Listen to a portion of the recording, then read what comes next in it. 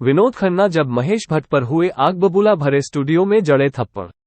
Villain से hero बने विनोद खन्ना का स्टारडम ऐसा था, जिन्होंने एक बाद एक फिल्मों में काम किया और बॉलीवुड के दिग्गज स्टार बन गए। एक दौरा था कि हिंदी सिनेमा के दिग्गज कहने लगे थे कि ये वो स्टार है जो अमिताभ बच्चन के स्टारडम को खत्म कर सकता है। एक वक्त विनोद खन्ना का स्टारडम लोगों के सिर चढ़कर बोलता था।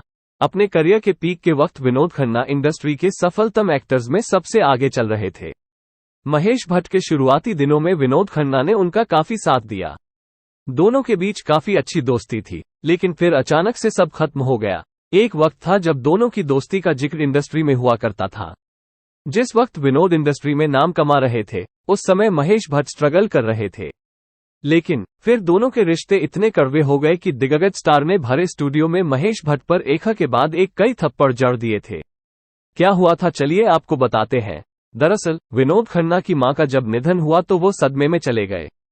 मां के निधन के बाद बेहाल विनोद खन्ना को महेश भट्ट ने सलाह दी कि वो अध्यात्म का सहारा लें। मन को शांत करने के लिए विनोद खन्ना ओशो रजनीश के आश्रम में जाकर रहने लगे थे। हालांकि कुछ वक्त बीतने के बाद विनोद खन्ना ने इंडस्ट्री में वापसी की और इंसाफ फिल्म से उन्होंने अपनी दूसरी पारी की। महेश भट्ट भाई मुकेश भट्ट के साथ मिलकर विनोद खन्ना संग फिल्म की शुरुआत कर दी।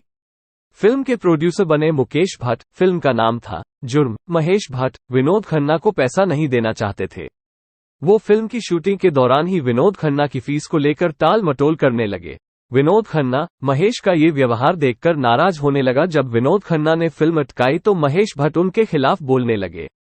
वो हर जगह विनोद खन्ना के खिलाफ उल्टी सीधी बातें करने लगे। यहीं से दोनों के बीच के रिश्तों में दरार होने लगी। एक बार दोनों का आमना सामना एक शूटिंग स्टूडियो में हो गया, जहां महेश को देखते ही विनोद खन्ना आपा खो बैठे और उन पर थप्पड़ों की बरसात कर दी।